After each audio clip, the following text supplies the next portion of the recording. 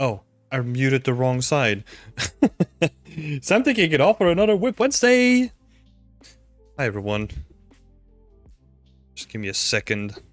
Still sitting up here, so we'll switch the stream momentarily. Got a whole bunch of people again. Oh.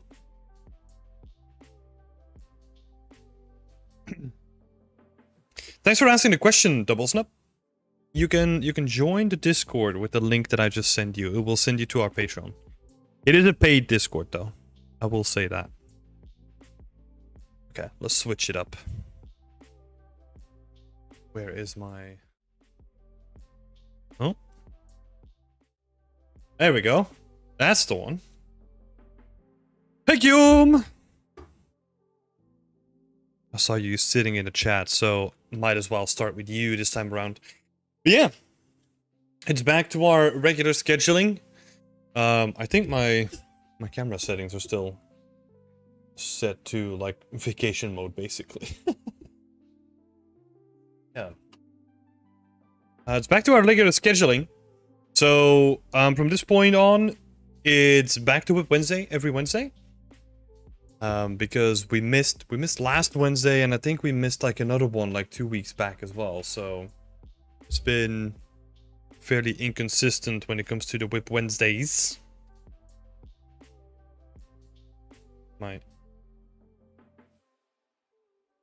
Yeah, we're back at it again. Right, and we're gonna kick it straight off. More people can flood in as we talk. But if you're new to what we're doing here, this is basically a weekly stream that I do where I give people from the community feedback on their latest projects and what they're doing. So yeah, we're gonna start out with Guillaume over here. Let me get some context from the chat on Discord as well. So the feedback request for Guillaume is, I would like to know if the changes I proposed for the concept of the scene would be improving on the original concept. What would you change as well? So for example, the house entrance roof makes no sense to me, so I made it a triangular roof instead of an arched roof. I also made the door and the letterbox red to have a better focal point. Yeah. I mean, you're making some interesting decisions. I think with the, let's start with the letterbox first, right? Because you wanna have like a focal point here, and then hopefully it leads you to here, right? Which are like the two main red components in the scene, so it should do. However, I don't think it really needs it, right? Like for this one, you can just have like a path that leads up to the door, and then have the door be red. And then you could still have a letterbox, but it doesn't need to be red necessarily. I think you're going to be more guided with the path towards the door than actually putting like a letterbox somewhere next to it. You can still have a letterbox there, right? But it doesn't necessarily have to be red for it to pull like all the attention. So keep the letterbox, but it doesn't necessarily have to be red. Because yeah, like ideally what you want if you're gonna have like a setup like this, right, is you want the path to kind of lead you into the doorway, right? So this is kind of like leading you towards the door. Also, something that could be interesting is, and something that I apply a lot, is if you have your frame, always try, like this is something that I love to do, is imagine that you're in the scene yourself, and that you have like your red door here, that you could have like the staircase basically like leading into the scene from where you are standing with your camera, rather than the camera being like sort of detached. They kind of do that here, right? You can kind of imagine yourself seeing, or looking at the door here, and kind of imagining that the path would take you there. But yeah, that's something that still needs to be worked on in your block out that you have here.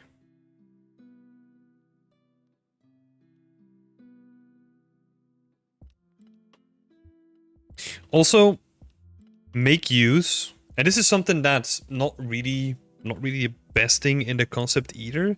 Although they have like a little bit of asymmetry here. Like I would honestly like work way more with the actual elements of the scene. So for example, with that rock wall that you have, right? Like the rocks in the foreground, I would potentially even pull them up forward so that you have like a stronger dividing line and that you have like a foreground element of like rocks kind of peeking like in front of the viewer, so that you have like your foreground element, which is kind of like leading you towards the door a little bit more, and then the rest of the scene can be more open, so that you still get like a nice variation. Multiple camera angles are possible, not just limiting to one camera POV this time. Focus on the one, and then if the one works really well, start doing the second one. Because it's one camera angle is like really helpful to get like a really nice composition, and then you can do like additional ones if you want to. But usually that leads to like a ton more work. So yeah, as a quick thing. So you got the road into the door.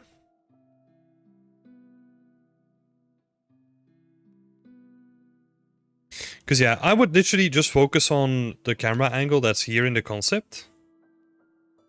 And then start thinking about like what you can do additional to it.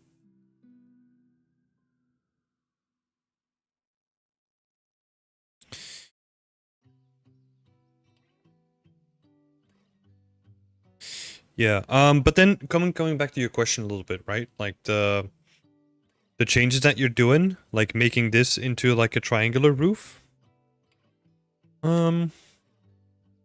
It's up to you. I kind of like that this is sort of like a mixture between the two, that it's like half round and it still has like a little ridge on the top of it. To me what I really like about this, and this is where it becomes like a little bit personal, right, is that it feels very organic. Right? It doesn't feel like it's just like the same structure over again. Like this feels like really organic and like almost built into the formation. That's what I like about this one. But you can do that with a triangular roof or not, right? Like you just need to kind of do the same thing where, let's say this rock is going to come higher, then you'll have like a triangular piece here and then a triangular piece that goes down this way a little bit more, right? And then you have like a little piece of rock that's just sticking out here as like a quick sketch, right? Like just make everything like feel a little bit more organic and like a little bit more shabby or like handmade, right? Like not necessarily shabby, but like handmade. And then repeat the same thing here, right? Where you could have, I don't know, something, but like at like a different angle. So that you get this like really interesting structure, and then you can still build in whatever you want to build in, right? You could even have like multiple windows here.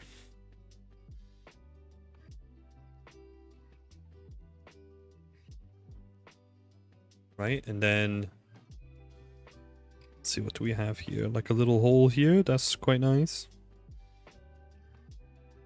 The main word that I'm probably gonna stick by is just like organic, right? That's what I want to feel with this sort of scene, where it doesn't feel like it's super stiff, but it's actually just nicely built into the whole structure. So yeah, again, like the choice is yours, right? But you can do that with both shapes. Just make it as organic as you can.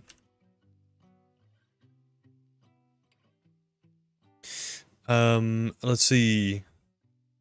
And in the door and the letterbox, we kind of talked about that a little bit as well. I don't think the letterbox is necessary, but I kind of like that you added like a little bit of spice to the door, right? I would say make it subtle. Like I think the key here is that you have a red door, but that the red door is not like super red, right? It's not like fighting for your attention, but it's actually like subtly leading towards it. That's what I would say. I do like this this concept choice though. Feels very cozy, very different from what you've done before. So I'm really curious how you're gonna tackle it. It feels like a really good challenge for you as well, and the scale is quite nice as well, right? Very manageable.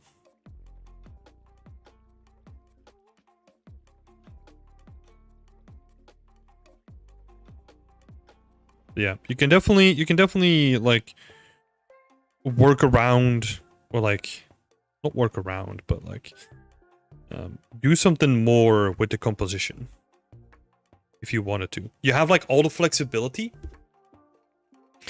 right? Where you have these rocks which are going to be like highly modular, and then you can really play around with them, especially if they're going to have like the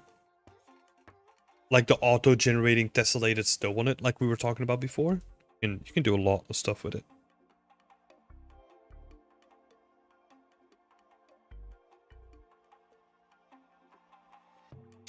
Yeah.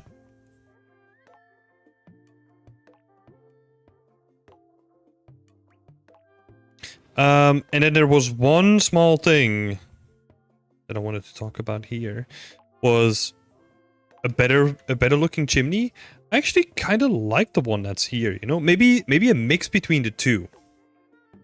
Like having a more straight one, but having it made out of like very shitty stone, right? So that it kind of feels like it's still made out of like loose rock, just cobbled together.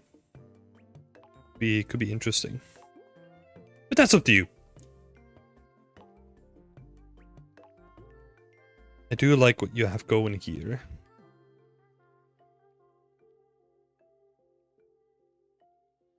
So yeah. Great job so far, Guillaume. Keep it up, buddy. And if there's anything else, just let me know. In the meantime, Ton. Hopefully I pronounced that at least a little bit right. Hello, everyone. Having a nice day? Yeah, I'm having a great day. Thank you so much. How are you doing? And then we're going to move straight along. We're going to move over to Chris. Chris is making this awesome looking pipe wrench. I think of ditching the lantern I thought having near the house. Oh, the lantern. Did I miss that? Oh, this lantern. Yeah, I think... So if you want to do the lantern, it becomes a little bit too much. In terms of like trying to pull the attention of people, right? Because you have number one here, which is like a nice homely light, and then you have like the red door, and then you have like a lantern. Like it's three things basically trying to do the same function in your scene, and I don't think that's necessary to actually get good functionality out of it, right? So I would say just keep it with like a subtle red door and maybe like a glow coming from this light over here, and that would be enough.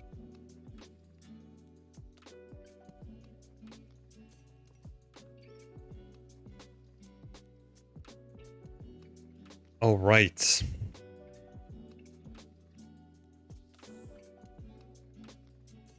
Next up, we got Chris. Chris is asking for some render feedback.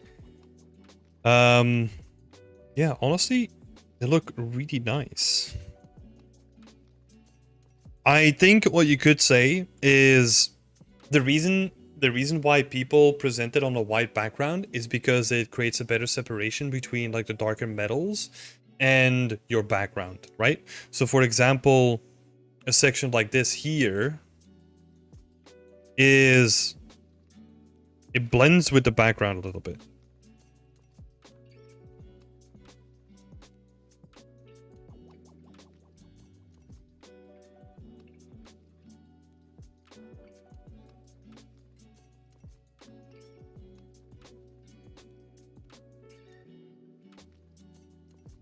So like a different color for the background would probably be the thing that I would advise. Now, what that can be, it doesn't have to be necessarily like the white background, right? That everyone else is doing. Not because everyone else is doing it, right? Because in the end, what comes down to it is like what makes your asset looks good. And if that's a white background, go for the white background. You can also go for like a solid color, right? Like I don't know, like a very outspoken color, depending on what you feel like. If you want to keep it more subtle, then maybe try and build like a small diorama, not a diorama, but like little wooden floor or like a little mat or something that could be something that could tie the thing in with like a little bit of a diorama, right? So for example, like just a wooden surface could link it to like, oh, this is a workbench, that sort of stuff. Just because right now certain parts like really blend together with the background, that would be like a way to fix that. When it comes to the renders, I actually like most of them.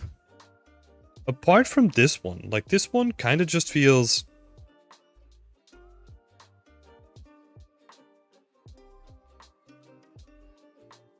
like it feels like extra. I do like the depth of field that you have going on here, so that might be something to investigate with some of the other ones. But it is a more unique render, right? It's a little bit more out there. It's kind of clipping with the frame as well, which, I don't know, depends on your personal taste, right? Like, I'm not a big fan of this render compared to some of the other ones.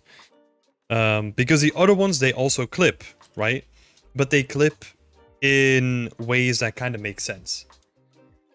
Right, for example, we know that that's a handle here, and this is kind of like too close to the borders that it kind of feels like you could have just like pushed the whole thing in the render, if that makes sense. Kind of like here, right?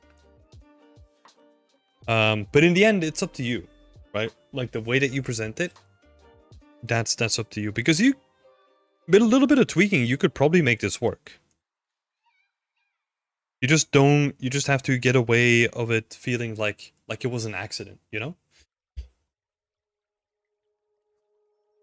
But the main thing that I would say is definitely the background. Like changing the background is going to make like a huge difference here. I think the way that you've kind of rendered, like that you have like your edge highlights here, they look really nice. The edge highlight here. It's all very subtle, right? But like in a good way. So yeah, I would definitely go for like a different background color. For sure. That will help a lot here.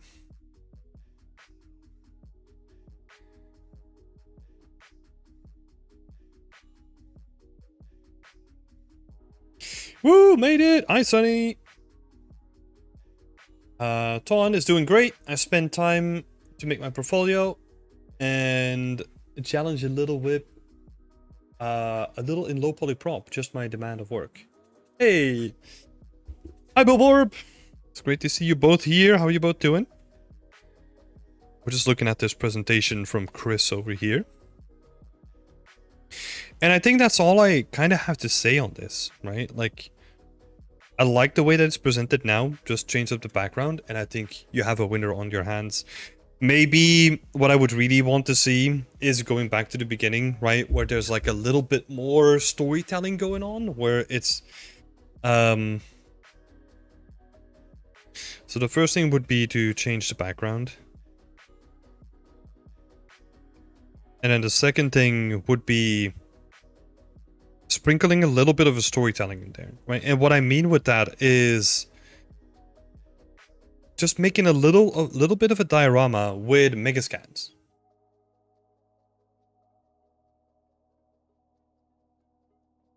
I'll give an example.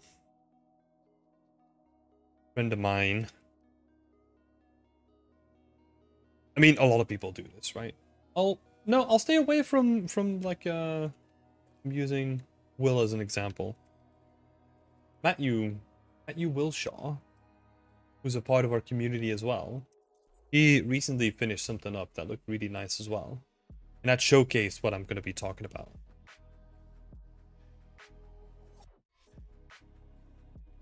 So for example, this is what I'm talking about. Just a couple of pretty generic assets, let's be honest about it, but they kind of fit within the theme of the prop that we're looking at, right? Like you could imagine that this is like a warehouse and they're doing like a little bit of a cleanup, and this is like one of the gas canisters that they found. And it just works really well. You could also kind of see that here as well. This is another render that he did. Looks really nice. Just put it in a crate. You know, nothing too difficult. Have some stuff on the floor. It just adds this additional layer to the whole thing, which works really well.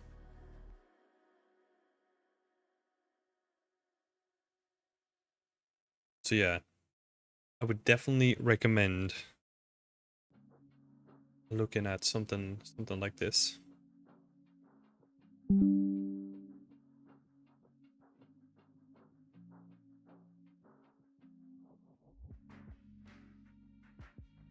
Because his work is great.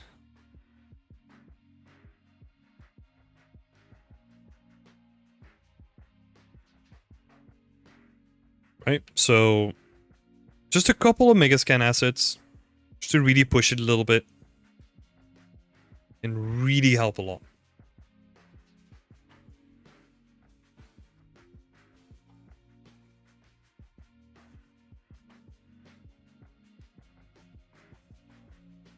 You don't have to make anything of this yourself, right? As long as you keep the focus on the main thing, you're going to be in a good spot.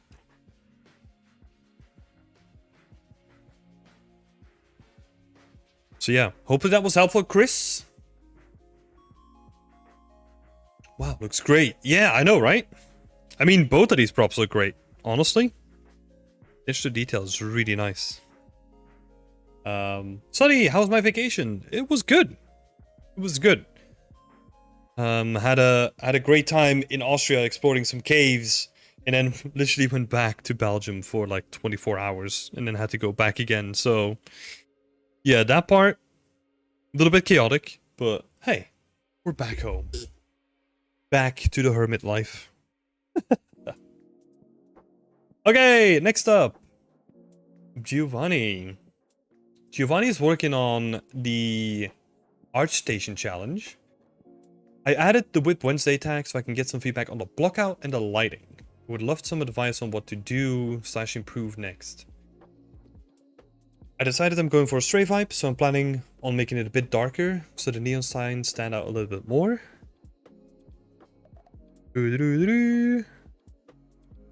Okay.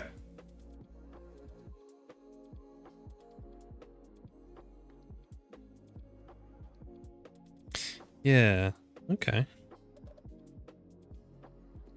I mean, the main thing that I would focus on is just like refining the models, right? Bulborb is in the chat saying good luck with the challenge to everyone involved. Yes, exactly. But as I would say, I would just like keep focusing on what you're doing here. Keep working on the block out. And especially for a challenge like this, focus on easy wins.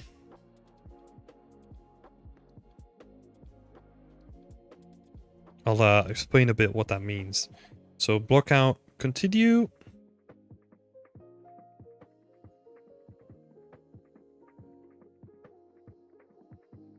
And focus on the easy wins. Because with a challenge like this, you have very little amount of time, as everyone knows. So you kind of have to make do with like taking a lot of shortcuts wherever you can. And reusing as much as you can too. So let's say, for example, these roofs, right? The roofs, they have like a lot of different materials attached to them. So we're having like corrugated metal, we have some wood paneling, we have some flat metal here as well. Let's assume that this is flat metal too. Maybe this is like some different kind of metal, right? In this case, what we're already seeing is that just to make like a couple of rooftops, and this is probably going to be another one, by the way. We already need like 5 different setups, which could be like a combination of a trim sheet or tileable textures, right? So for 2, you're probably going to want a trim sheet because then you have like all the nice edges of the wood. For the other ones, you could potentially get away with a tileable. But the core, like the moral of the story here is that if you're going to be making all these different tileables, try to reuse them on other parts as well. So for example, number 2, let's assume that we make like a couple of these wooden planks, right? So let's say we have like a couple of these wooden planks. They're all the same texture. They're all like nicely lined up on a trim sheet. Why not make this whole building with a trim sheet then? Because it's made out of wood, right? And then you just recolor it inside of the engine. So this is more green, right? And then this would be more pink. But there's no reason why they can't use the same texture. So what you would do is you just make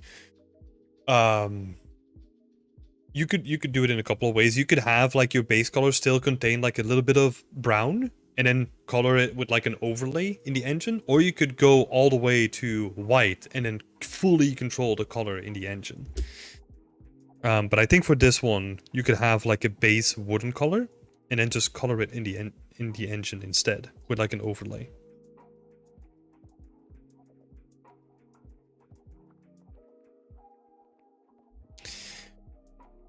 So that's gonna be very simple, right? Because then you could kind of look at a lot of this stuff, and let's say, let me take like another layer just to really emphasize what is going on here, right? Let's say green. So let's say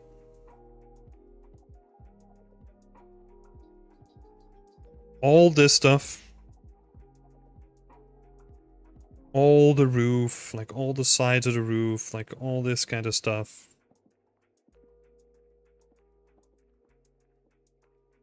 That's all going to be wood then, right?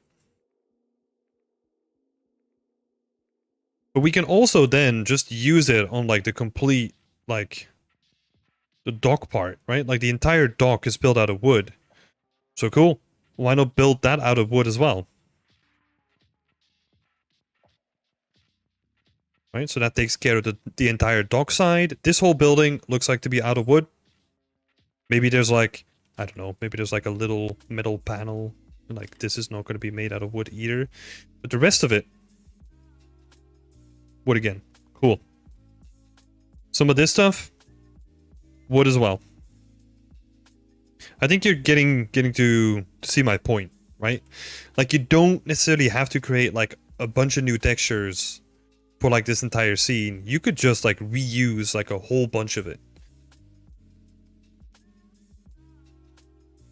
And just make it all out of a wood that can still look a little bit different, right? Because you're using the color overlay. So whenever you need like a different kind of color in the engine, what you do is you just make a new material instance and you just change the color in that new material instance, and then you're good to go again. I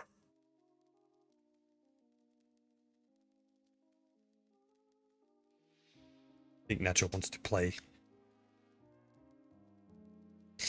But yeah, get my point, right? Like focus on like what is gonna be a balance between like minimal effort and maximum output.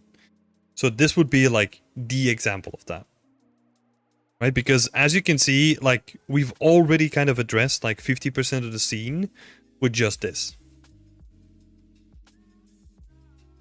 And you could keep going, right? Because there's more examples. You could make all the buildings in the back with the same example, like with the same texture.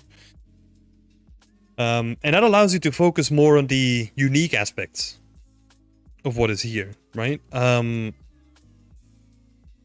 maybe even think about like, okay, is this really necessary?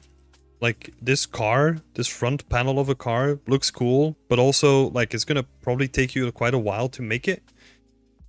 So if you do stuff like that, make it first if you think it's really necessary, or just ditch it.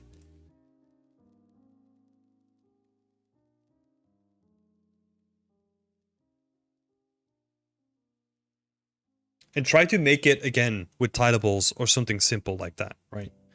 And maybe the lights and the grill, you make that as like a unique texture, but like the body of the car, just make it a tileable. Cut corners wherever you can. Yeah, back to the question here. So block out and lighting. Lighting is definitely going to need some work. I think you can get away with... You wanted to go for like a darker scene, but I think... Yeah. You kind of want to see all the windows as well. Like I want to see everything lit up as the way that you want to light it up, right? Because then we can get a full view. And right now it feels like very, very early stages. Which is fine, right? Totally fine. But I would honestly focus on the block out first. And continue it so that it's in like a good state. And that you have like all the readable shapes. And then start adding more and more light into it. Always think about lighting as in where am I getting pulled towards, right? Because right now, if you make the foreground dark, what is going to happen is that this is going to become the focal point. Because that is going to be the lightest point in your scene, and that's what you gravitate towards, right? So you could make it dark, but then you also have to balance the rest of the scene comparatively to it. Keep that in mind too.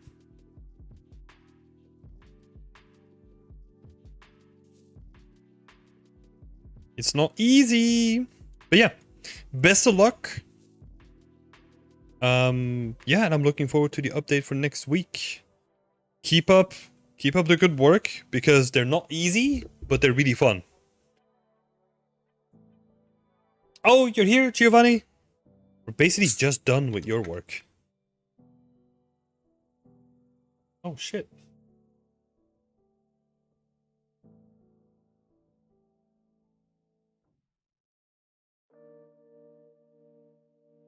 Oh, man.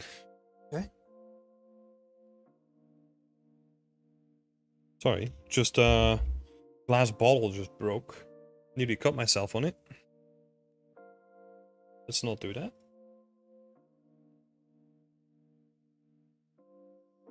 Yeah.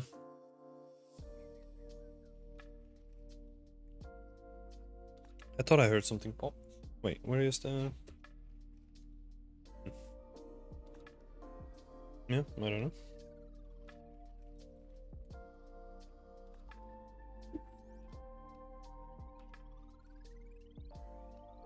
I didn't cut myself on it, but it's close. Got here kind of late, but I'll watch it after with more patience. Thanks. No worries. Yeah, I was just saying, like, best of luck, because a scene like this is very difficult to balance. I tried to do a cyberpunk scene as well with like an art station challenge too, so I know the pain. It's I mean, yours is way less busy, so I'm happy to say that, because mine was really busy. Yeah, but best of luck. And we're gonna move straight on to the apples.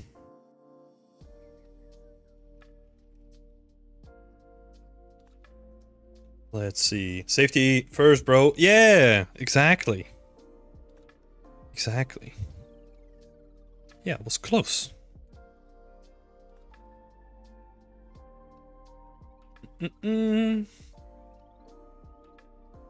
Hi, Coffee Diction. Sorry, didn't see you pop in there. Good to see you here too. Meantime, let's have a look at the apples. He added some variation to the bricks and my first version of the windows. Nice. I'm going to be making the roof texture, which I'll be adding during next week. It would be pretty cool to have some general feedback for this WIP Wednesday. These materials so far are looking really cool, as Guillaume is saying. Yeah, I agree. It's going really well. I like the little bits of bunting that you have. Well, I like the little flags, like little bits of bunting that you have. That's really nice. What is always like an easy win with scenes like this, or at least what I've been noticing when I'm working on my medieval stuff, is making like a couple of material instances for color variation.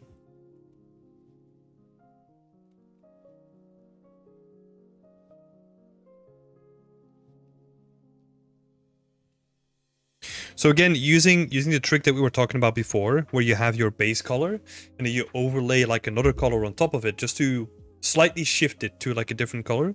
Very subtle, right? We don't want to overdo it too much, but it can add like a lot of individuality to the buildings or sections of a building, which could look really cool.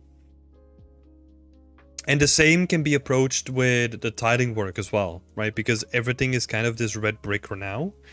But there's probably going to be a building that was here before all the other buildings, right? So make it a little bit darker, have the newer ones be a little bit lighter, that kind of stuff. It's gonna add a lot of interest to it.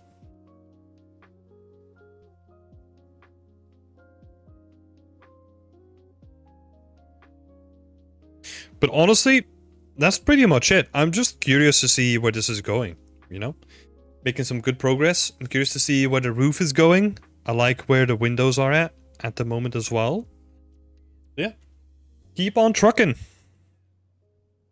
That's what I would say. Yeah.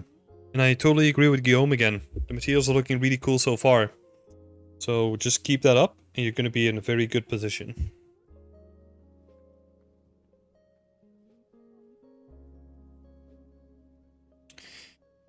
And then we're moving on to Alexis.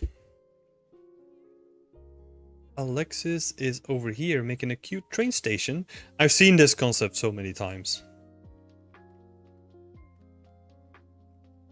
Let's see. So the question was actually, been chipping away on this environment for a couple of months now, and I'm looking for some feedback. I'm having difficulties with the lighting, especially within the train station itself.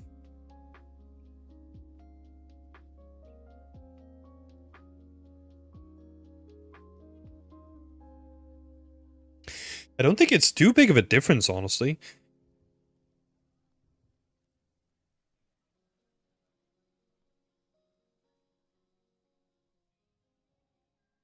Yeah. The one thing that I'll say, and this is a trick that I have been using on my environment too, is that there is a way to bring back screen space ambient occlusion. Depending on which version you use of Unreal Engine, you'll have to look this up for yourself. But it's simply like 2 console commands, and that's all you need, and that will bring back like screen space ambient occlusion,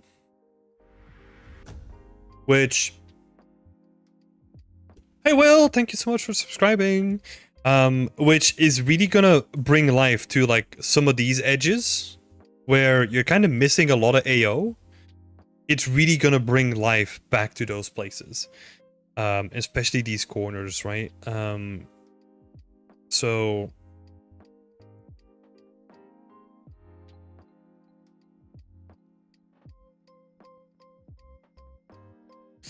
you need to re-enable SSAO, which is screen space ambient occlusion.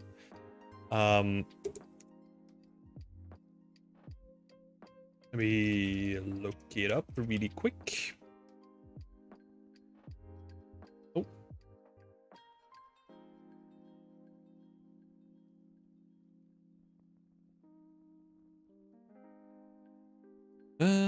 Let's see.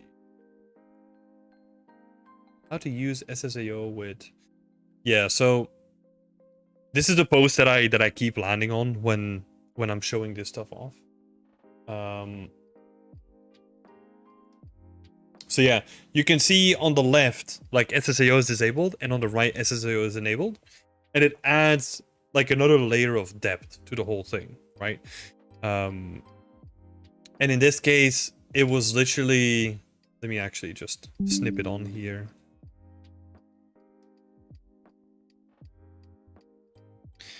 You can kind of use these.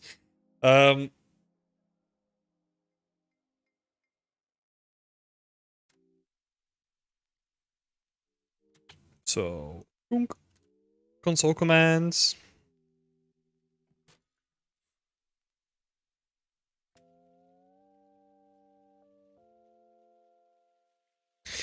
Right? But this is, you got to be careful because this is for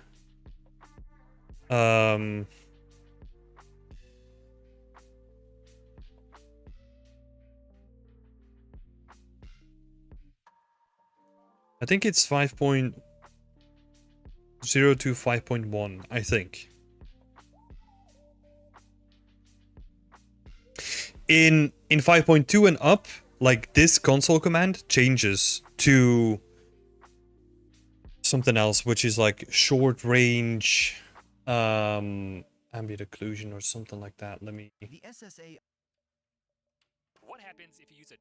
The SSAO can be enabled when you are using Lumi by executing two console commands.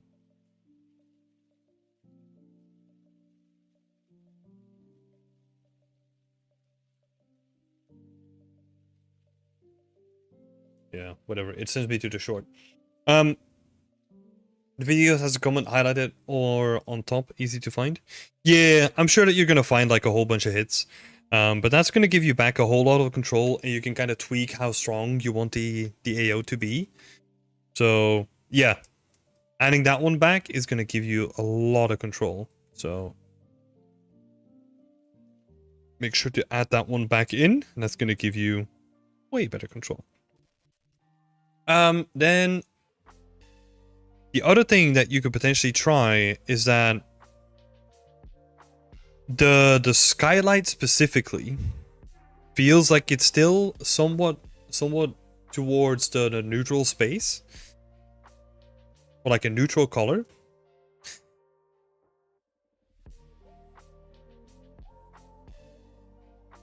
And maybe it helps if you can push it towards the blue or the green. Because like you're seeing here, it kind of feels like a little bit more moody and just like a little bit darker, right? And I think if you change the skylight just a little bit to make it like darker, that's going to help a lot too. And then lastly, what I think it could help a lot. I'm not sure about this one. And then lastly, for the trees, because you're not getting really deep shadows in them, right? Which is kind of what we're seeing here as well, which kind of helps with the whole mood. Is you need to make sure that your foliage has generate distance field on.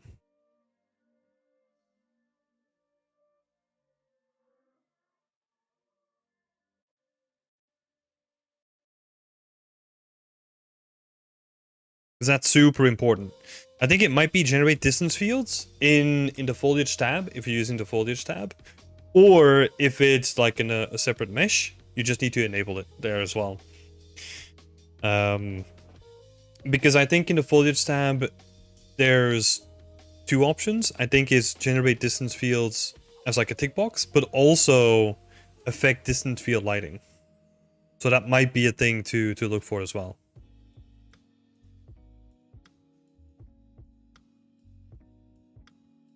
This makes a huge difference.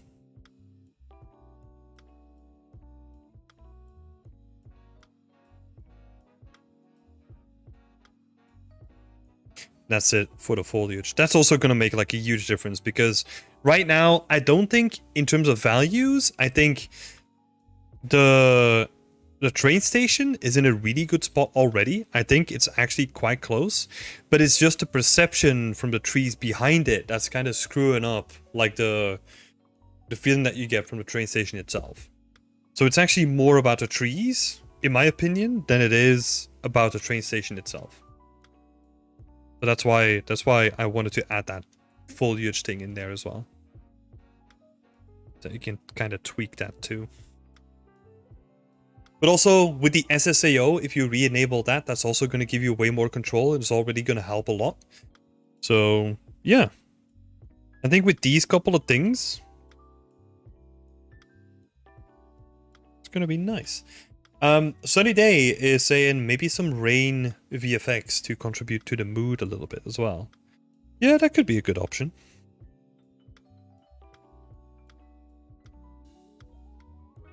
It's more like a finishing touch kind of thing, right? But it could be interesting.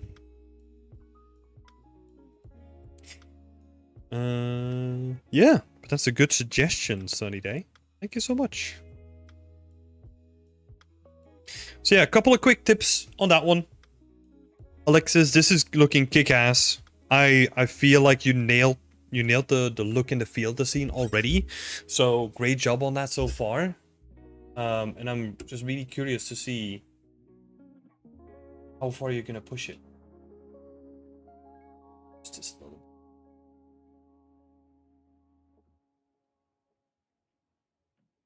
Okay, a bit better.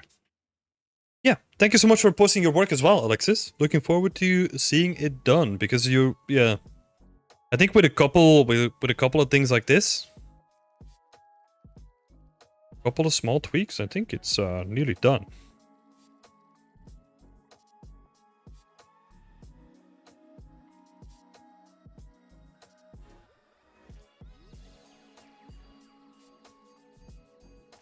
Change depending on engine version. Okay.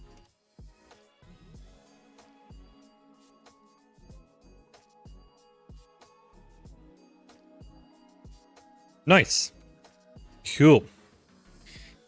And then we're gonna move on to the Violet Hole, which is obviously not the name of the person. I think it's Eloy, if I remember correctly. Your name is currently hidden because I'm streaming. Probably my last update before posting it on ArtStation. I still have to refine some details like the roughness map, the portals, dirt textures, and lighting. Today I'm looking for feedback on the overall look and maybe some suggestions on how to display it on ArtStation. Yeah, I feel like it's way more light than it was before in like a good way. I think the colors are just a little bit too, what is it, too divergent from each other. Because if we compare this to like the original, right? If we use that as like a point of comparison.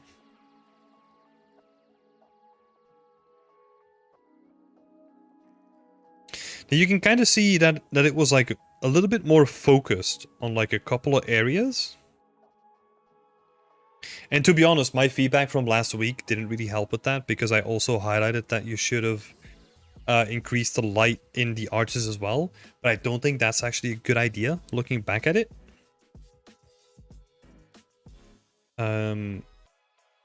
Because yeah, as you can see in the original, right? It is very much just focused on the portals and they have like a subtle candle on top of them. Like it's always focused on like the portals. And then like a little dot above it. And then you have obviously like this massive god ray coming in and a bunch of volumetrics in the sky. And I think that's the main thing that I'm currently kind of missing from your interpretation, right? Is the volumetrics. Like that the whole scene is kind of filled with dust and like sun needs to do its best to like penetrate like all the layers coming in. Right? So it's like a very volumetric heavy scene where you kind of have something going here, right, in terms of volumetrics. But I don't think it's the same as it was in the original, right? So I'm kind of expecting to see like lots of volumetrics here. Obviously, it's a different interpretation, but and like lots of volumetrics here, right? So that would basically be like a shroom of volumetrics. And a way that you can do that is you can use,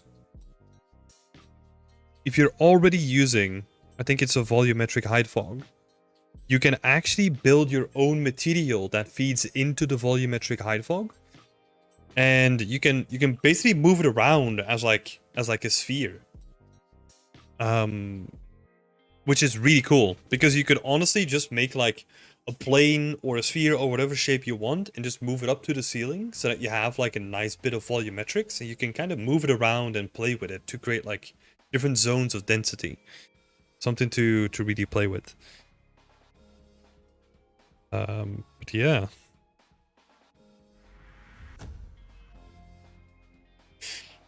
Hi Vilek, thank you so much for subscribing.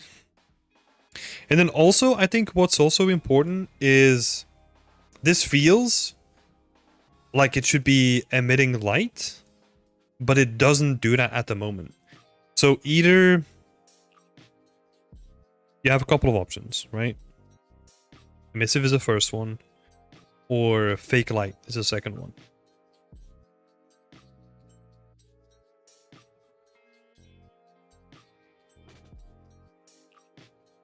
Because that would be nice, you know, that you have like the blue just coming out of like these portals. Would be kind of nice. But yeah, I'm trying to keep it like very generic, right? I think the volumetrics could have like a drastic effect on your scene. The little bits of lighting, like probably reducing the candles, right? Sorry, that's my bad. Jeez, my dog scared me.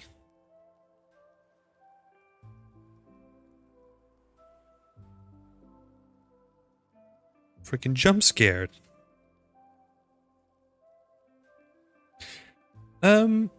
Yeah, so to reduce the purple ones and keep the focus on the blue ones, right? Like the blue portals instead.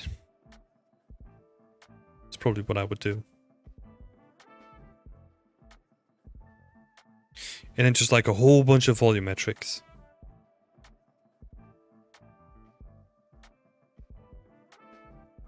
Yeah, and I'm since you kind of wanna Doggo! Yeah, exactly. Pretty excited today. And I think, what was I gonna say? Got distracted by Doggo now. Yeah, and I think since you wanted to post it, right? I'm probably gonna keep it at that. And then, yeah. See where it goes to like a couple of tweaks, right? Yeah, great job on this one. I loved how you really just handled the destruction, right? So make sure that you kind of show that off as well, so that we have like an angle from the destruction too. Because I feel like, yeah, you really just nailed like the feedback and like the approach to it. Dog cam would be a good investment. He's playing on the bed right now. He's not even close. To be fair, most of the day he is, though. Most of the day he's just lying underneath my desk, so. Cool, but thank you so much, Eloy. And yeah, have fun posting it on ArtStation, I would say. Next up, we have... Who do we have here? Monete, I think? Sorry, your name is obscured again, so...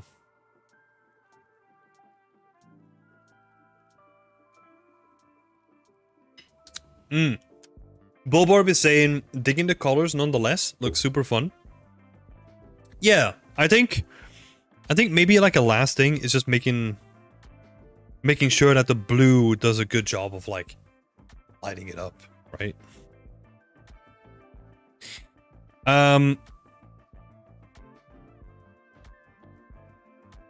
Netherlands? Wait, what did I miss?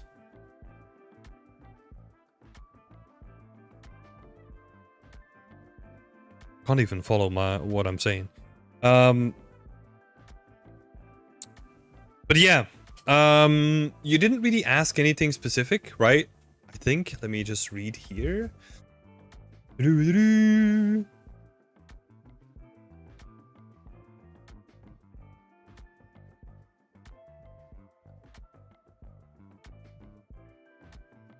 Another quick whip on the basic concrete material. I'm not too much convinced with it, but I'm sure I need to focus now on the shapes, continue adding details. Probably I'll make a couple of variations, and I'll start working on the vertex paint and max. Yeah, I think that's a good shout. You know, whenever you're stuck with something, you can still adjust it like later on as well, right? Like the base is there, just keep working on it, because if you're gonna keep like spinning your wheels on like just a single element of like a whole environment, you're never gonna finish the whole environment. So the thing that I do a lot is like, I'm struggling with this, or I'm not really finding my footing with this yet. Okay, I'm just gonna move on to something else. And then when I'm feeling good about it again, I'll go back to like the difficult parts. And it's kind of like, I kind of look at it as like managing your like energy bar. Like when you have like a lot of energy, like try to tackle like the difficult task first, because then you're still like pumped about the whole thing. And whenever your energy is low, like switch it up to like the more monotonous tasks that don't require that much brain power. That's the way that I approach a lot of my stuff too. Yeah, this is looking nice. Slow and steady wins the race, you know? Like, it doesn't matter how long it takes you. Like, the only thing that matters in the end is the quality of the piece that you put out there. So, just make sure that it's good. And then, yeah, you should be in a good spot.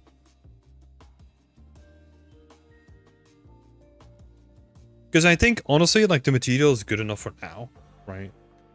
And especially with vertex paint, you're gonna find like a ton of ways of working around it again. Some things that do stand out. Yeah. Okay. I was just looking at the concept again. Because the only thing that I find weird is the transition between the wooden wall and the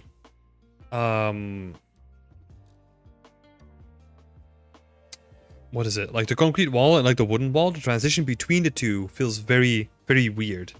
Because this just basically goes from like paneling to paneling. Which even on the concept, you can kind of see that there is like... there's like a plinth or whatever you call, like behind, like in between it, right? So you have like a little decorative element.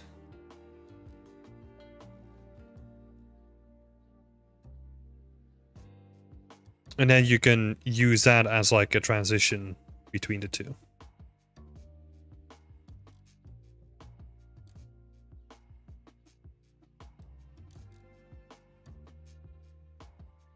What? You might? You might? Want to say hi?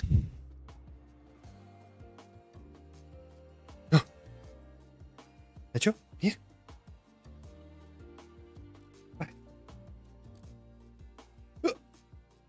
Yo! High five! Yo, Link! Okay, I'm gonna get you a cookie now.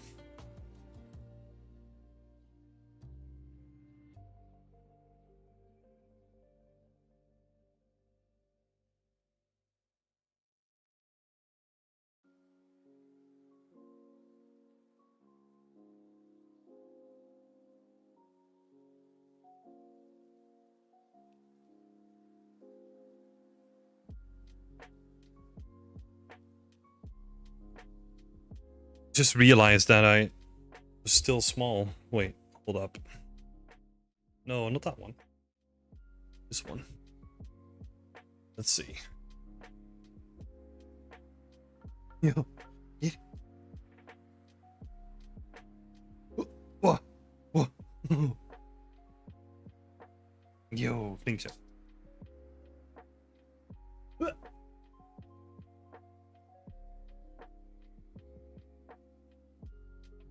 Yeah, he's a good doggy. Gets away with way too much. Because he's so cute.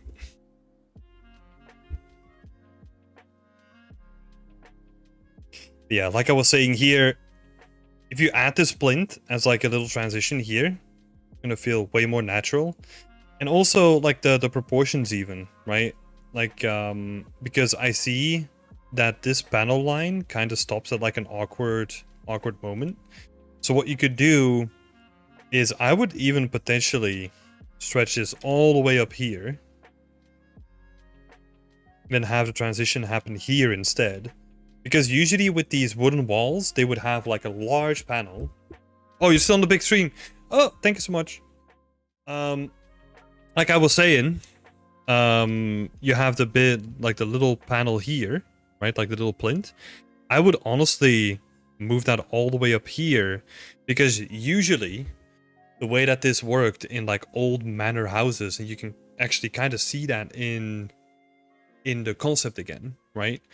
Is that they would have, like, if we're looking at it from the front, right? They would have like a small panel with like wooden detailing, blah, blah, blah. And then they would have like a large panel. Very common in like old universities and all that stuff as well. And then like have a transition plinth between the two. Right? So they would have like 3 pieces that it would be built out of. And just replicate that here, right? Like I would say, let's remove the plinth for now. Let's just extend the whole thing upwards. And then do like the plinth here. And then just extend this whole panel. Like all the way up.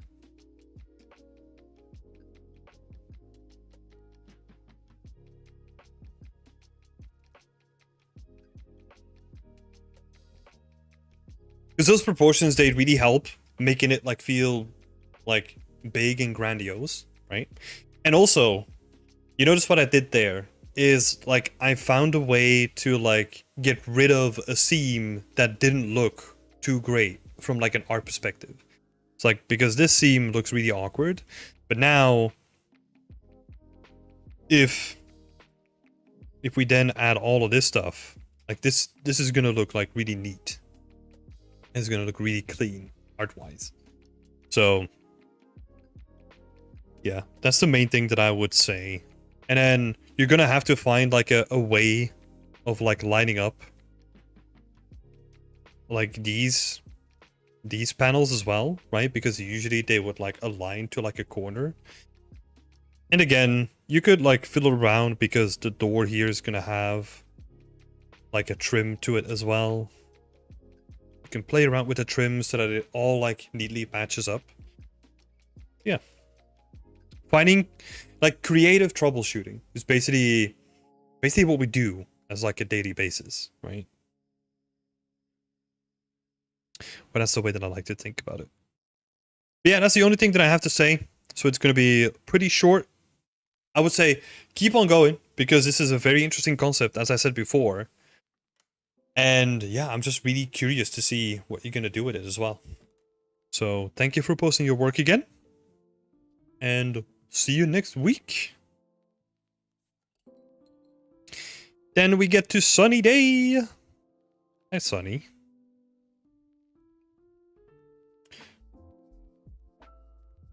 Yeah, good. Cool, so you're in here twice. So let me move this one up. Let's start with the magazine first. Your main concern is that it still feels like a little bit too dark. Should I keep the surroundings dark or brighten the shadows a little bit? I think you can brighten the whole thing, really. I think we're gonna just experiment with it, right? Let's have a look.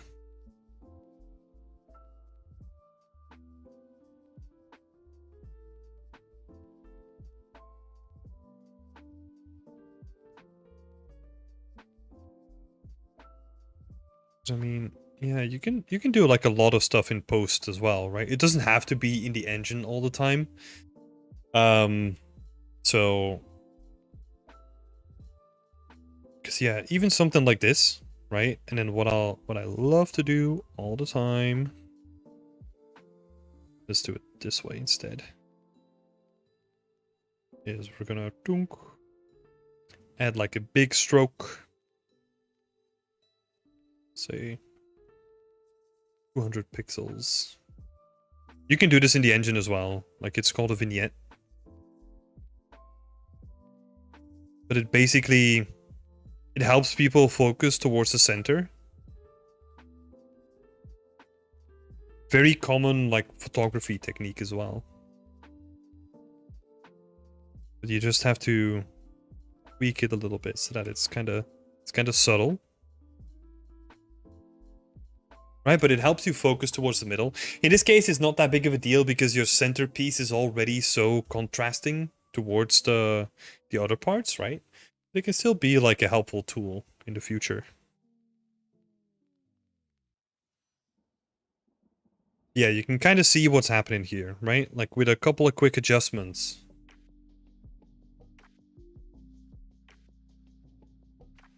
Kind of making it stand out a little bit more.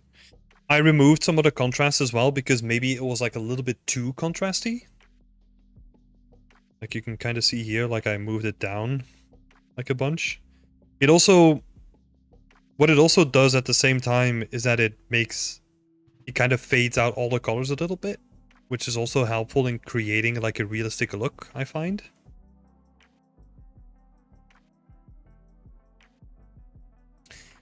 All right, so a vignette instead of modifying the lights. Yeah. And I think at this point, if you have like a good render, right, that you're happy with, and in terms of like placement of all the assets, you don't need to bother trying to do everything in the engine. Like just throw it in Photoshop, do like a couple of modifications and post that on your portfolio, right?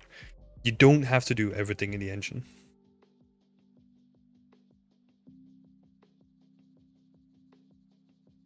Let's see, maybe it's still a little bit too strong.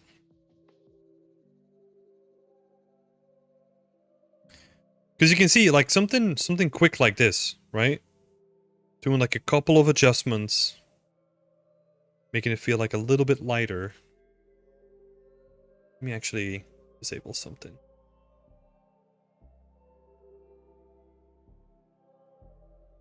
Because I have my night light on, and that's not really that helpful when doing art. Yeah, now we're getting the real feel of it. Yep. I think this is way more interesting. But it's up to you, right? Like, you could increase the vignette, you could make it darker, you can make it, like, lighter as well. You can play around with the values. But yeah. No, this is cool. I like all the props surrounding it as well. Feels like way more organic than it did before. So, great job. The only thing that I would say is a little bit weird, and I don't know if this is true or not, but like, it feels like the covers are metallic. Do they have like a metallic value?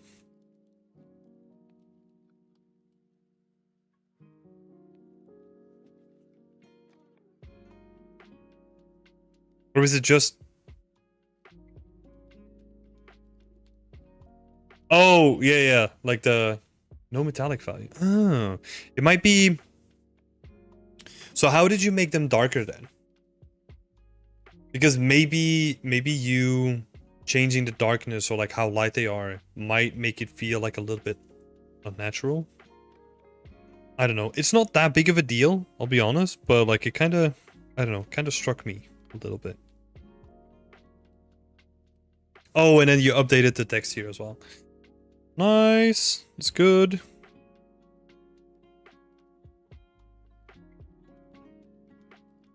Change of material with a multiplier.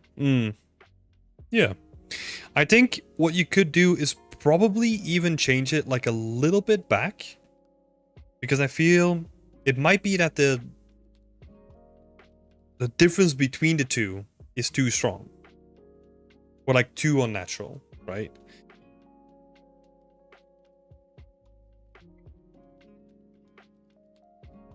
But that's, yeah. I would say try that and see what you think of it.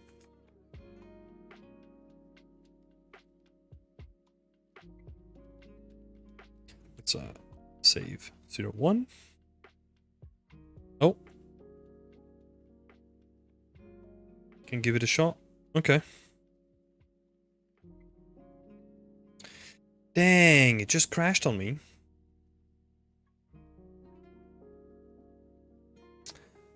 Oh, that sucks.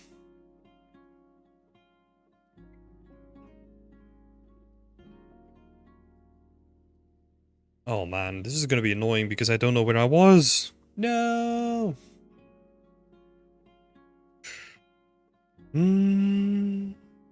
Okay, so your one saved. That's good. So annoying.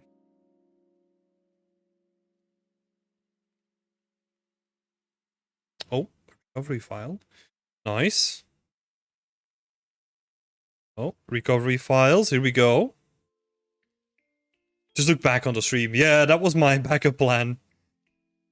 We got some recovery files. I like this. And now we just save them all as we open them up. Sorry, technical difficulties. Let's see. Who else did we miss? We got Chris, got Giovanni, we got George. We haven't got George yet.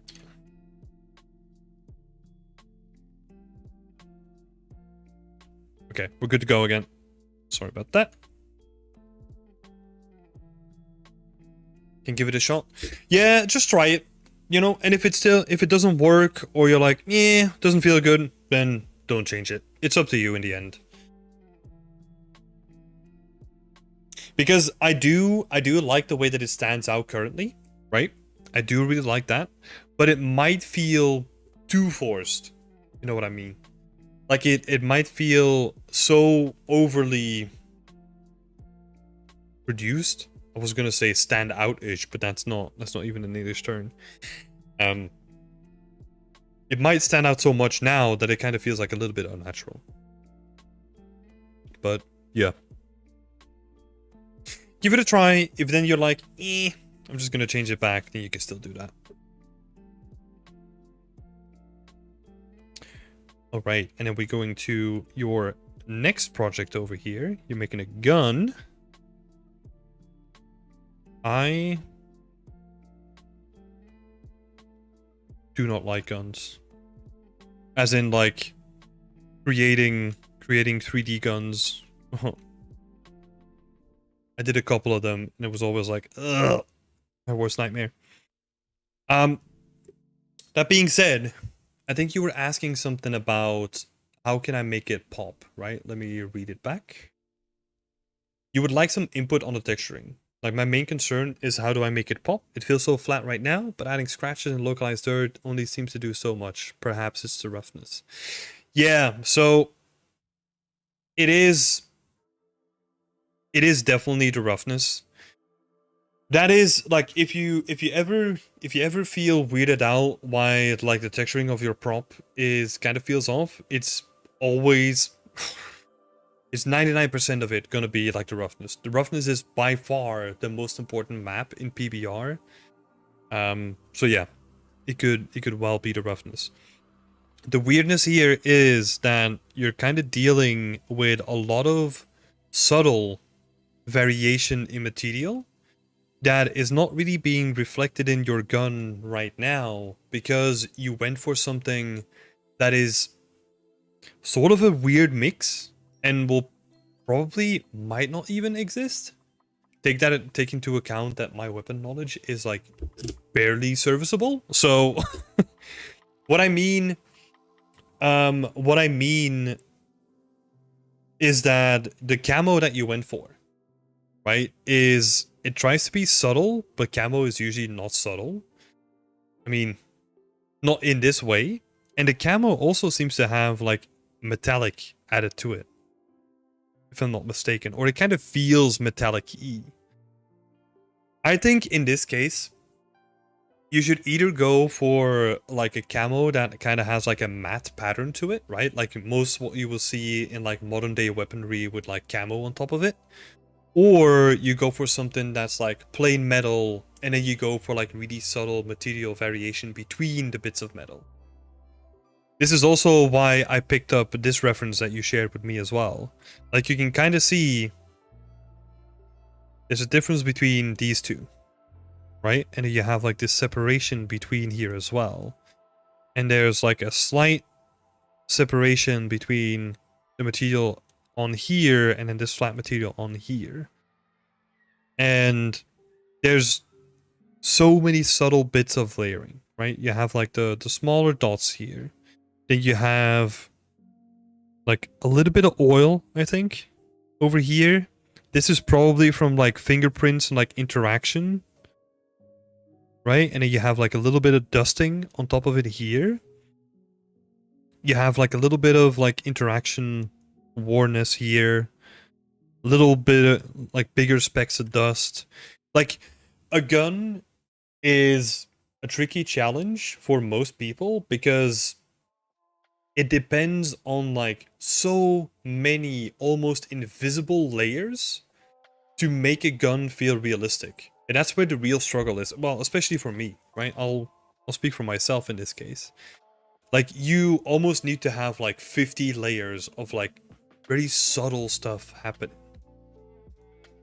And if you then compare that to the gun that you were working on, like your base pattern is already relatively busy, that it's really hard to showcase those subtle differences too, right? It's in part because of the camo, and it's in part also because of the lighting. Because this is rendered in Substance, I'm assuming, right? So it's good for like a really quick renders, I guess. But if you wanna get like high detailed renders, like you have to look at something like Toolbag, like Marmoset Toolbag, because that's gonna make like a huge difference as well. Like the lighting and the material response and the anti-aliasing that they use, like it's all gonna help like tremendously when rendering a weapon.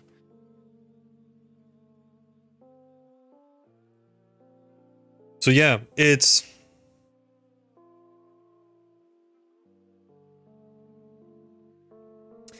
I originally did an all-black version of the gun, but it seemed pretty dull.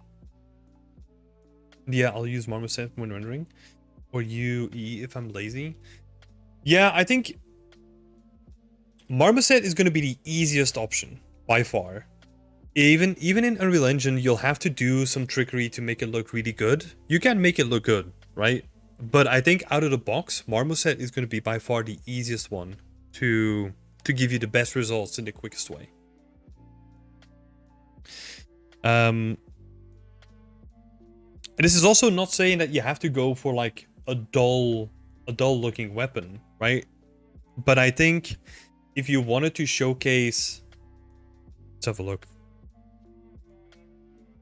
I'm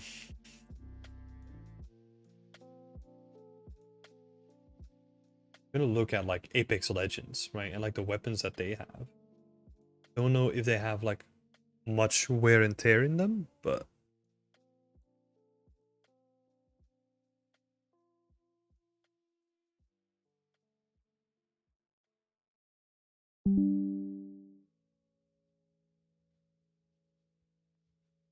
because I think maybe that's the thing, right? Maybe that's the thing that I'm going for, is that you're trying to go for something subtle, but then you pick a base that is not subtle at all, so it's going to be hard to like make the two match each other. Maybe that's like a good way of explaining it. Because yeah, like you can see that on this first gun that I found on Google from Apex, right? Is that there's a lot of material variation, but it's like very strong material variation. And then you can really pick out like the edge damage and like all the things happening on the gun as well, right? So it's a little bit more game arty, where it's like a little bit more over the top. and a little bit exaggerated in the way that they're doing the damage, but yeah, that's the way that it usually works, right? So I would maybe think about like what you want to do with it first. If you want to go for like hyper realistic, or if you want to go for something that's more like game art related. And then yeah, pick your battles and pick your approach, right? And then look at it. You almost have to look at it in a way where you're sort of art directing like your own material choices to a certain degree, right? Because for example, you're already kind of doing it, right? So you pick like a couple of black elements, so those two are the same, and then this is going to be like something different, and then the body is going to be like the mostly camo paint. But you'll have to find like other ways of adding like additional variation in there if possible. So yeah, and it's like really subtle stuff sometimes, right? Because this is like a nice little ridge that kind of breaks up the silhouette between the two, and it kind of adds detail where that detail is kind of missing here. Like this is like a pretty large flat piece that has like no detail on it, and it kind of looks like it needs it. If that makes sense. And then like these bolts, especially if you're gonna go for like a colored camo and you have some of these like black like gunmetal bolts on it, like they're gonna look like really nice because they break up the surface.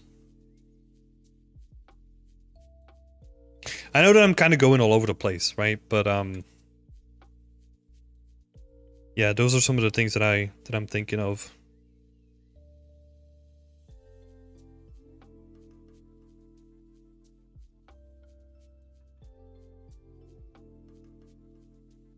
Because the approach between these two, like game art or realistic, it's going to be completely different, right? Like game art is going to be more about like, oh, what colors and like how do I differentiate between different parts of the gun? Where like realistic is going to be more like, oh, tone down like the intensity of everything and make it more about like the subtle detail and like how do people use a gun, like where the smudge is going to be, like where are people going to interact with different things, and then layering it up in like really like a lot of layers.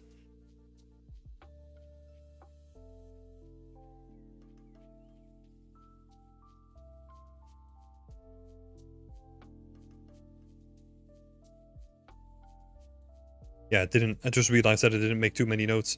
I hope that makes sense, Sonny. Was that helpful? Because yeah, I think the thing that you mentioned is how do I make it pop? But you can't make it pop if like the base is already like so heavy, right? That makes sense.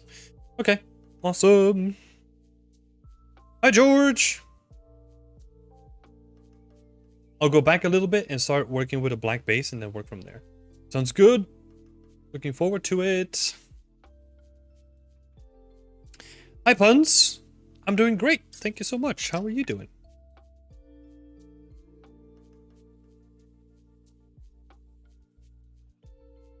Coffee Diction is asking if roughness is the most important on stylized textures as well. Yes. 100%.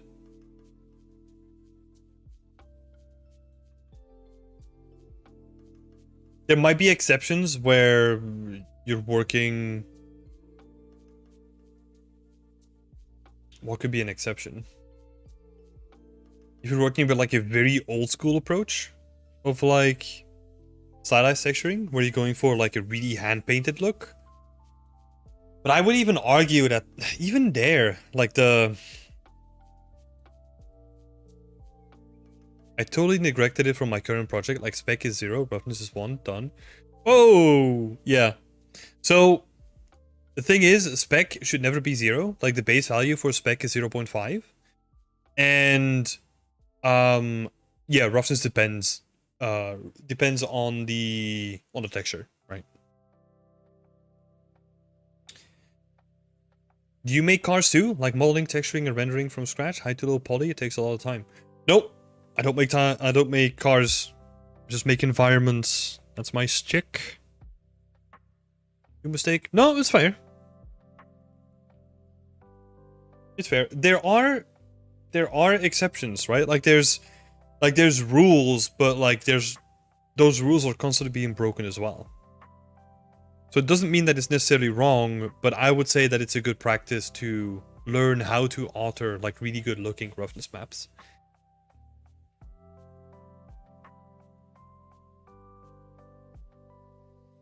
Because that's where all the power is going to come from in a PBR texture. Let's do you next then, Alex, since we're talking about it anyway.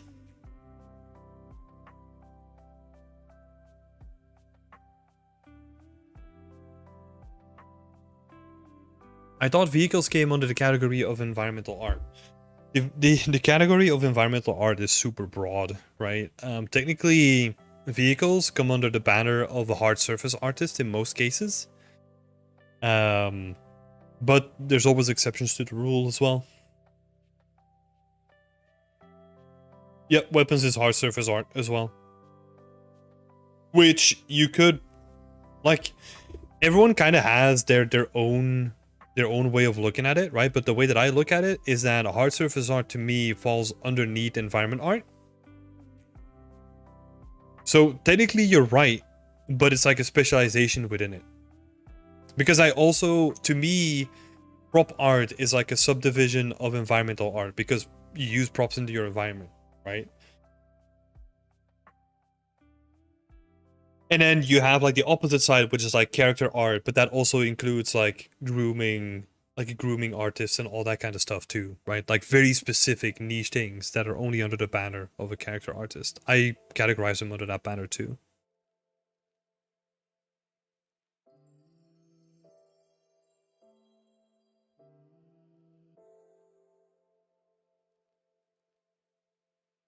I'm just gonna skip to the questions. You got 2 questions in there, so what can I improve on the bricks and the plank meshes, unless they are okay like this? Did them fast, focus more on diversity and reusability.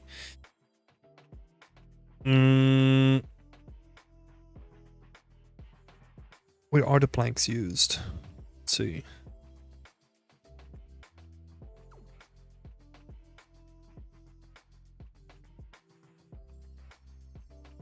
Oh, the planks are the floorboards. Oh, the floor only for now. Okay. Oh, those are built out of individual planks? Why don't use the tileable for that? Like a tileable texture.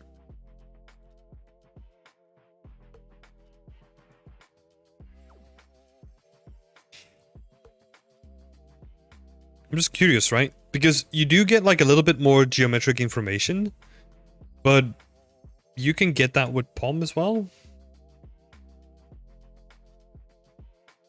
Because for the tileable, I need an RGB mask? No. You don't need that. You can just have a normal tileable. Like a normal tileable with no fancy stuff on it, and just use that as a floor. That would be totally fine too. So for the floor, what I would do is I would use a tileable, right? So let me...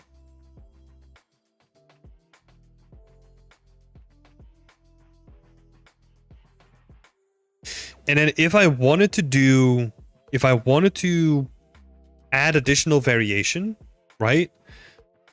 I would either do like a vertex paint, super simple to set up, or decals, whatever you're most comfortable with.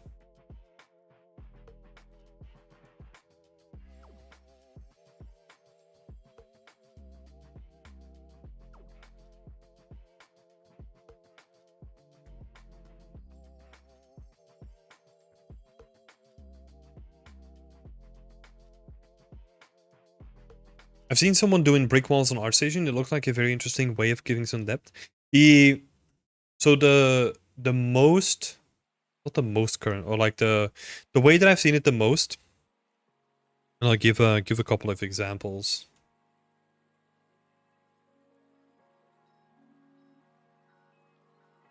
Yeah, you don't even need POM, right? Like with a good normal map, you can get away with a lot of stuff too. And if you really wanted some additional like geometric information, right? Like what you would do is let's say this is a top down, right? From like your tileable. So this is like your floor, this is your chimney, this is your chair, blah blah blah blah. Let's say you want like a couple of loose floorboards. You just cut into the mesh. And you just make, still using the same tileable, right? You just have like a plank mapped onto that section of the tileable. And then you can still add geometry to it, right? So you could have like a plank that is kind of sticking out like a bit upwards. Like for example, like over here. You could have that one sticking up. And just still map it to the tileable, right? You're not making a new texture or anything like that. Or you could have like one other one like curve inwards. Where it kind of goes into the floor. You could do that too. Yep. Easy approach.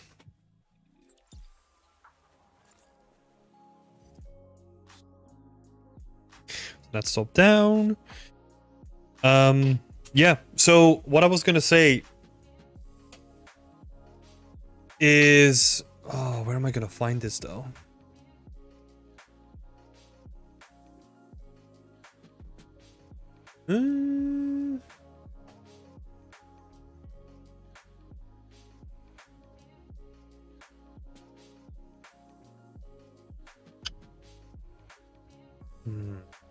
So the Last of Us did a great breakdown, or like a person working on The Last of Us did a great breakdown.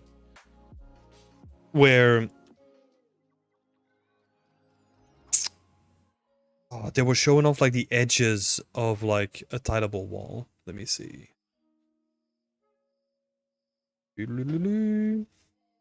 Couple of variations.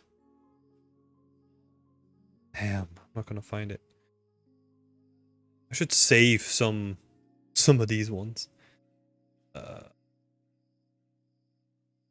see. Freaking concrete.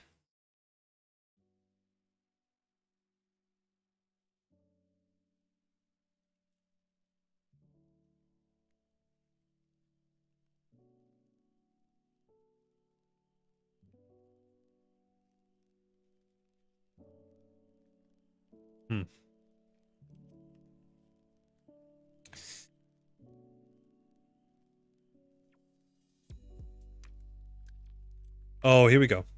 Here we go. It's no issue. I think it's always interesting to show this kind of stuff off for people. Where did it go? This section over here.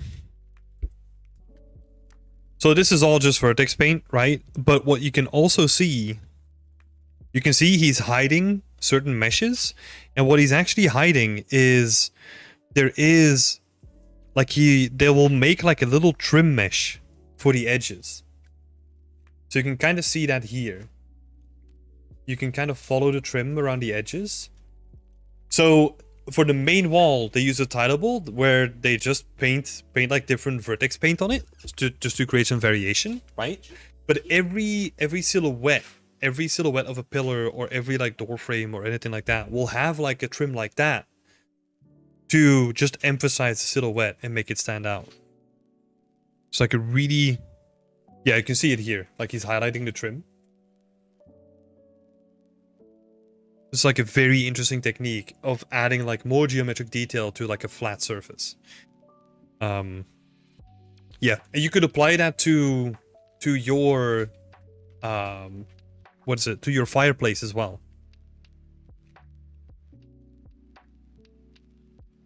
Right? So like the main body of the fireplace would be like a tileable, and then the edges of it would be geometry that would stick out.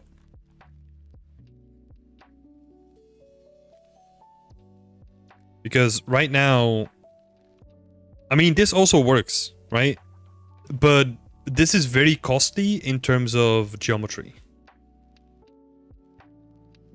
If that is a low poly that I'm looking at.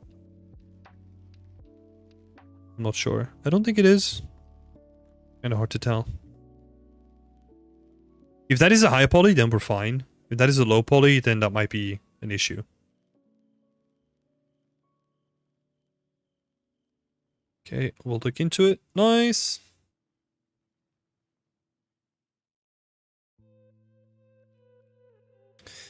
Improve the brick and the plank. Yeah, so that's kind of what we talked about now, right? Like improving the brick and the planks. But yeah, that link is super interesting. Maybe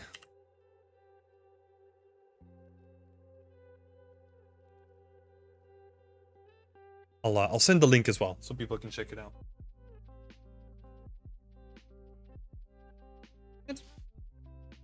Time for your walk.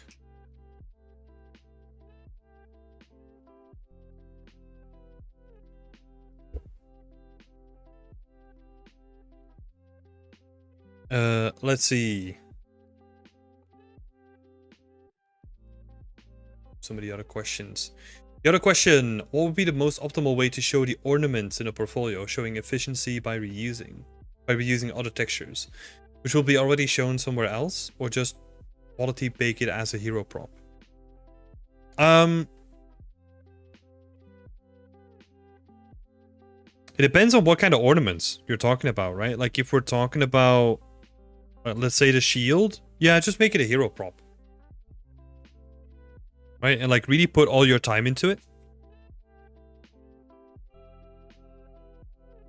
Because the thing, you always have to look at, is it gonna be worth me using a trim on this, and is that gonna sacrifice the quality? Because if you're gonna use a trim, then you would need to look into like an RGB mask or something like that, right? Whereas if you just do it like high to low poly, you just make it look unique, cool. Don't have to worry about it. It's just going to be its own texture. I can go crazy. Don't need to worry about anything else. Technical setup is completely different as well. So yeah, I would consider if they're gonna be like an important piece to your scene, make them the hero prop. If they're not, try to do it with trims or like whatever you have lying around. So yeah, it's always a personal choice, right? If you think that like, it's not that important, just make it with trims. Or if you're not gonna put it in the foreground, yeah, just make it with trims.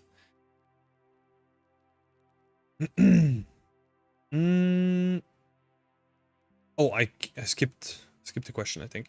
Should I keep it the way it is, or just try to fill in the trim by adding more meshes and details which could use the space more?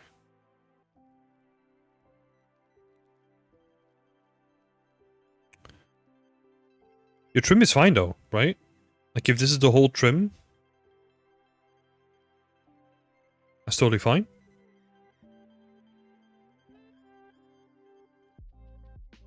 Like, I would never add stuff into a trim that is not going to be useful to the scene, right? Because then the trim kind of loses its value. So, yeah, use the trim wherever you need it. And like, if you have a lot of open space, try to make it a trim to, this doesn't show it. Imagine the 2 by 2. Oh, the 2 WW2 Ls are now empty locations. Yeah, okay. But how are you going to do them then? Like, what's going to be replacing it? Because you're going to need some trims for the edges, right?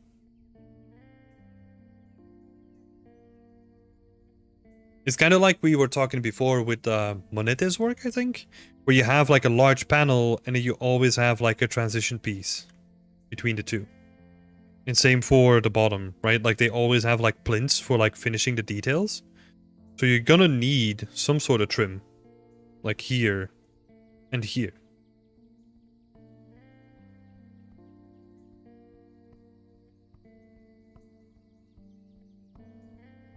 Just one texture and duplicate the stripes from the other things. Also kit bash way in this case.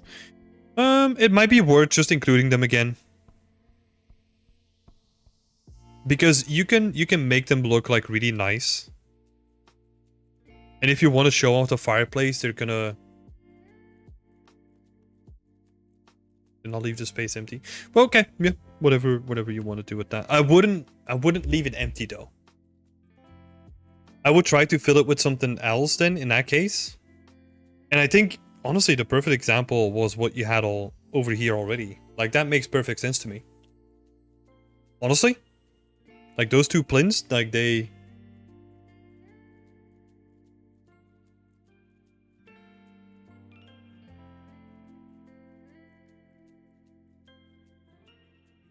Yeah, because you can kind of see it here, right? I mean, this is not a great example for the stuff that I'm talking about, right? But like you have this like nice little finishing touch, and then you have like the main panel underneath it. You're always gonna have that, so might as well make it look nice.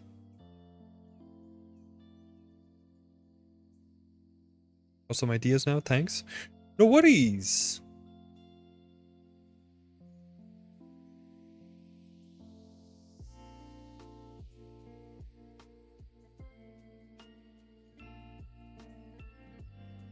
Cool. Yeah.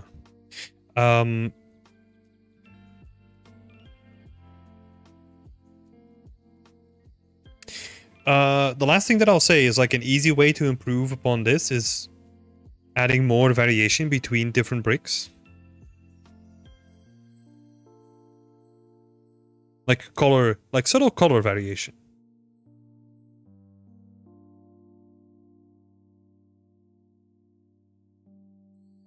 That's what I would say. Because if you look at chimneys, I don't know if you have like an example. Some Hogwarts. Looks like a game prop. I need some real life examples over here.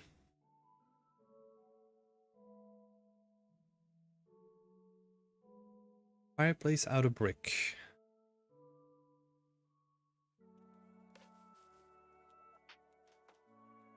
Reclaimed fireplace. This is a cool one. Depends on what look you're going for, right? But like usually these bricks are like quite divergent from each other in terms of color. So yeah, implementing something like that could be really nice. Just to create like a little bit of extra variation, right? Oh, wait. Copy image.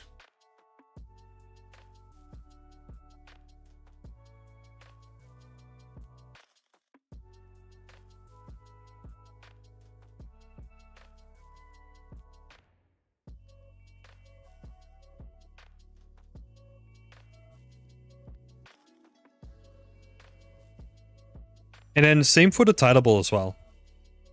Like making the planks look real nice. Gonna be cool. Yeah, good luck. This is a greatly scoped like environment for you, man. Great choice of concept.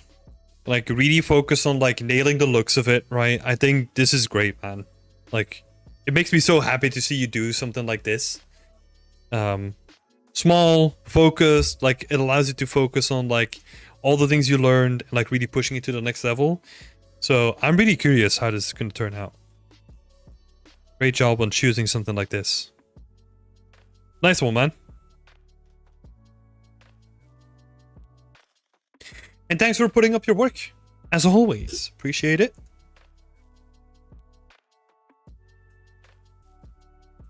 Better than inventing overly complicated stuff. The talk definitely helped. Thanks. Yeah. There's no reason why you should do something the hard way when it can be done easily, you know?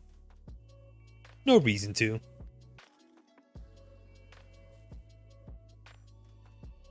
All right.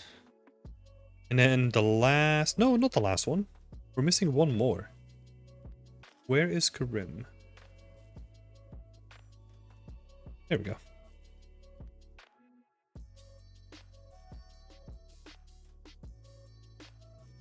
So, Karim and George. Okay, So we got an update here from George, who's working on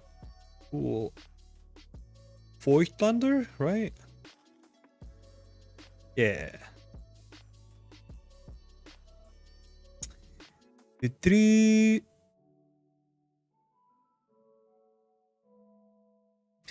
Poly count at the moment is quite high, around 28k. Well, that was going to be the case, right? If you make like a super highly detailed prop like this, you're not going to be working within the constraints of like a normal game prop, right? This is going to be more like cinematic quality where you can get up really close to the object. So I don't think 28k is too outrageous. Dividing the prop into 2 or 3 texture sets. Yeah. I'm kind of curious to see what some of other people went for.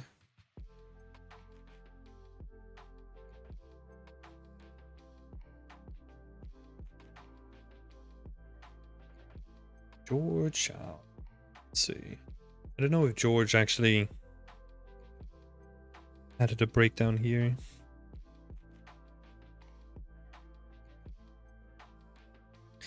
Yeah. 20k tries for this one and 1 4k texture. So it's gonna be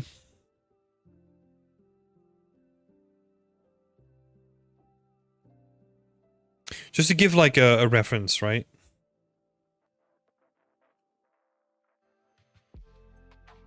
I think yours is gonna be like a little bit more, even more in detail than this one, right? And like really like all the bolts and all that stuff.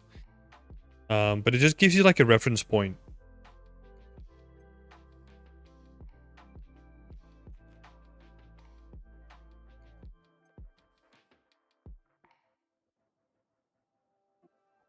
Saw that today? Yeah.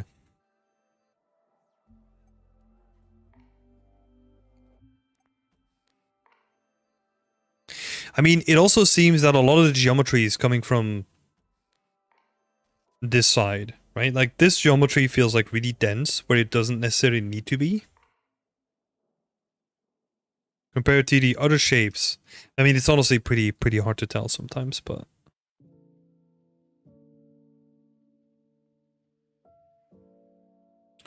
yeah.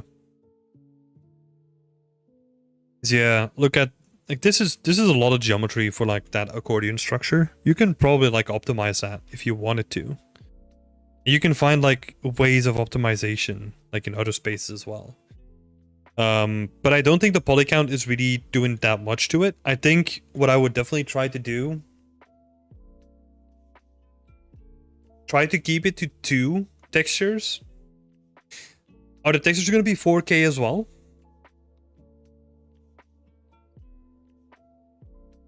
I'm assuming so, right?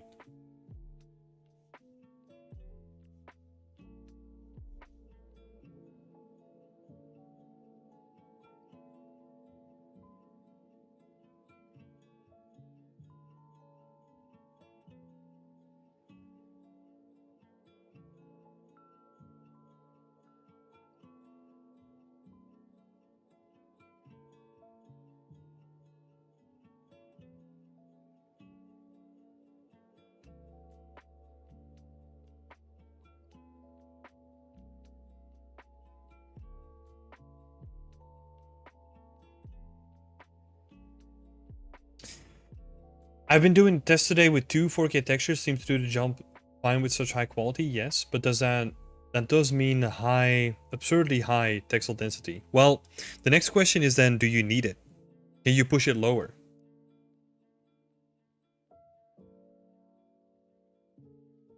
Because if you can push that lower, you might be able to manage to put it all on like a 1 4K texture.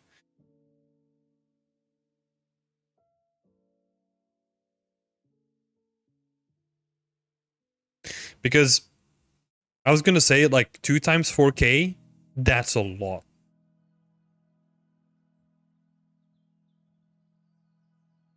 Sorry, I wasn't here when you made some feedback on my work. Just saw it. Thanks a lot. No worries.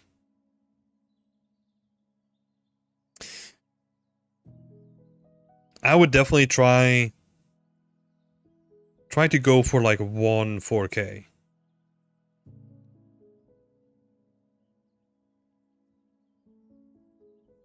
Because yeah, 2 4Ks, I mean, like you're saying, that's absurdly high, and I don't think you need it. Even when you look at the work that George was doing, right? Like, this looks really nice, you know? Even in terms of like the details.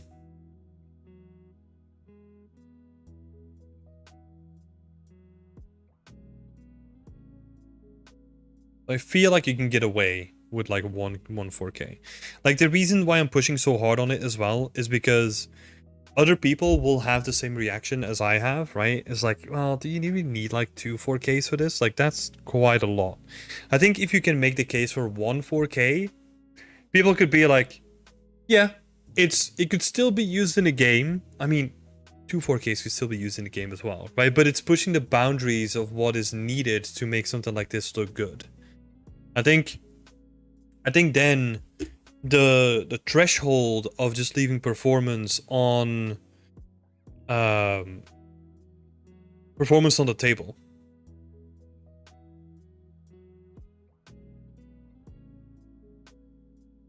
The difference will be negligible. Yeah.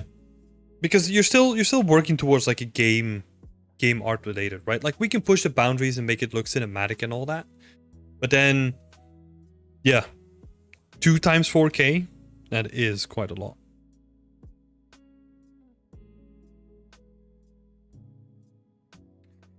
Try for 1K. 1 times 4K. I think you can get away with that.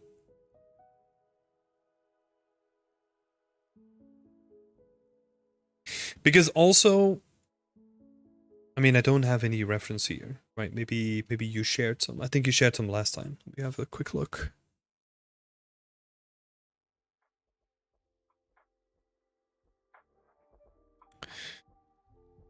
I'm mainly focusing on like all the text, and like the text on it is not super small, right? Like, not so small that it would be necessary to use like multiple 4K textures.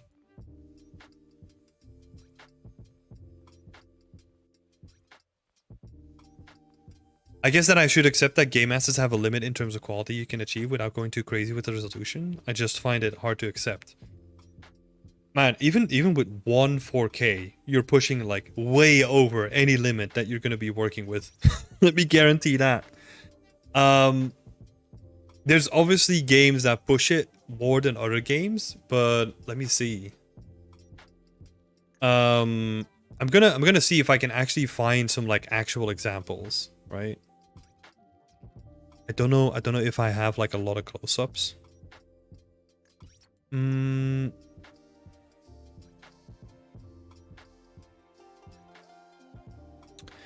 I'm also thinking, like, what is the most recent game that I've played? Let's call it Cyberpunk or something like that. But also, this is actually an interesting discussion, right? Because I feel like in general, if you look at the industry trend, especially when it comes to open world games, and let's be frank, like most of the open world, like most of the AAA games that we're playing have open world components to them. So that means that they're all moving towards like using a different workflow now, which is citables, weighted normals, decal sheets, all that kind of stuff, where it's more about reusing rather than building like high quality single assets, right? There's no doubt that there's still games out there that still use it, right? And that really go for it, like especially the linear games. But there seems to be like a concerted trend towards like one side. I don't really have an example here, like honestly.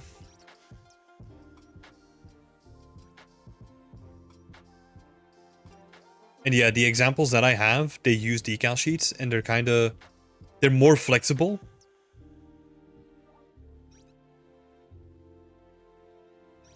So for a gun like a Chris Vector, like 2 times 4K texture would be too much, speaking about a portfolio piece. Yeah, I think so.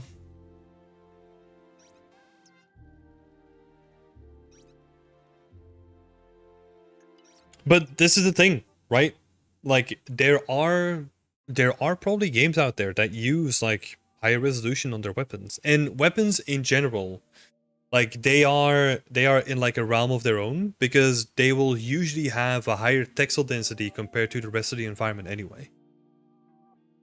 Because people, like, you always have to look at like where the character is going to be in the frame in relation to the object that we're speaking about, right?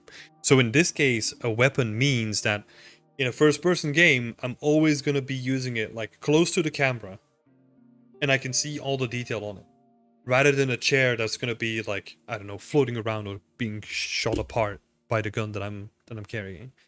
Right, so everything is in relation to how close it is to the camera and the player itself. So for a gun, like the texel density is going to automatically be higher than the rest of the environment, just because of that relationship.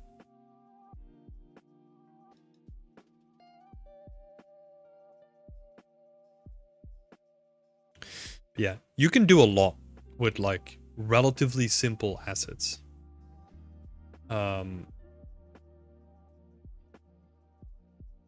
Still had like the Apex Legends ArtStation thing open, so let me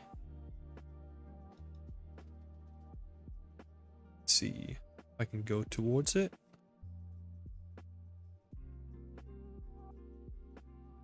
Damn, it doesn't really have like textures to it, or like texture sizes.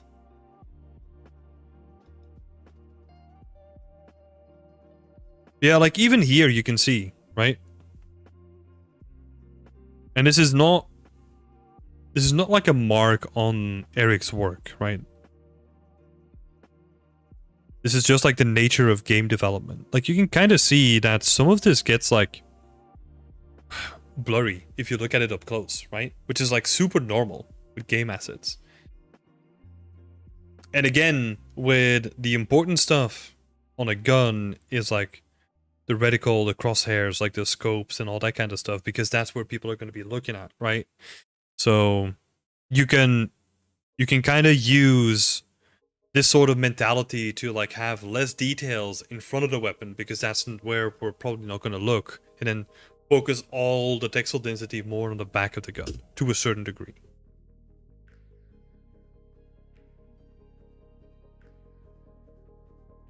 Still looks nice though.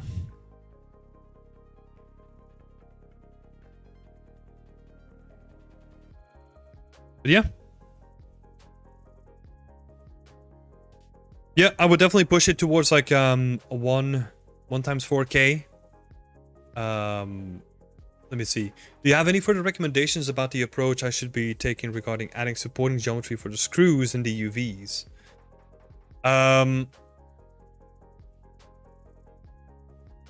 Supporting geometry for the screws. Wait, I skipped like a whole bunch of stuff here, right? I think I definitely need some geometry to support the screws of the front piece of the camera. Let me see. Which ones are we talking about?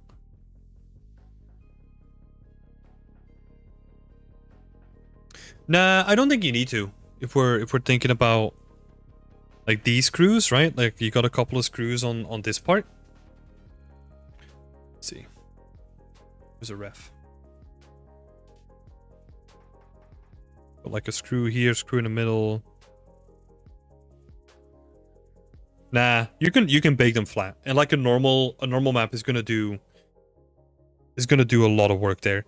Like the way to look at it is, and I think we discussed this before, but like use geometry where it's gonna affect the silhouette rather than anything else. So if you're doing like anything to the silhouette, do it in geometry, and then if it's gonna be flat, because you're never gonna look at an angle where you can really tell that the screw is coming out, right? You can just bake it flat onto the surface.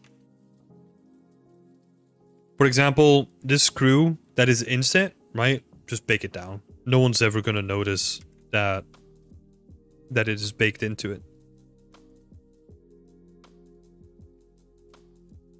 So that's gonna be 100% fine.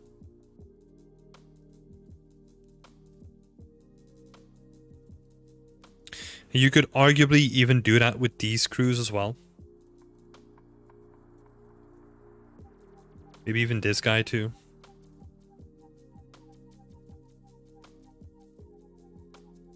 Yeah. Yeah, no. I don't think that's necessary.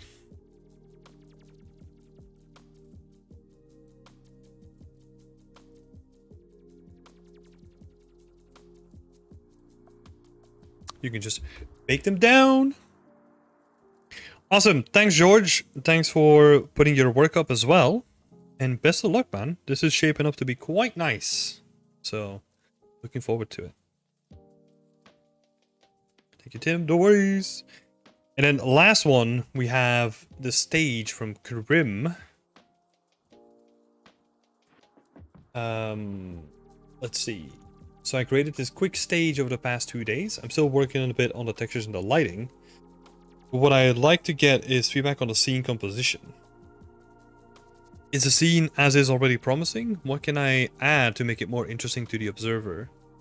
Any and all feedback is, as always, appreciated.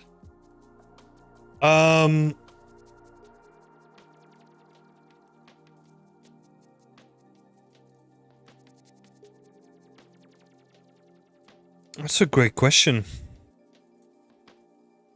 I mean, I think a lot of it is going to depend on what you're going to put on there, right? I'm assuming a car. Duh. But yeah, once you put a car on there, you can you can see everything in context. But like the scene composition, honestly, like it's not going to be too spectacular if you just want to do a stage, right? Because you have a set focal point.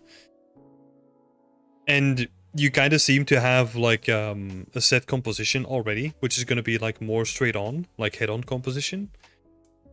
The best that you could do is just look at product photography, right? Or like car photography, and look at the sets and like where the cameras are on the sets.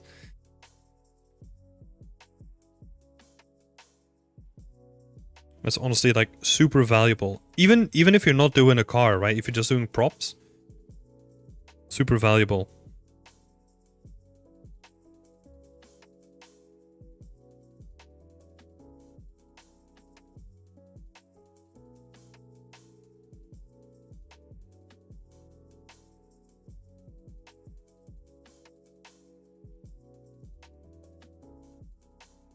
So looking at the lights, looking at the stage, looking at how everything is set up, but your focal point is always going to be in the middle, right?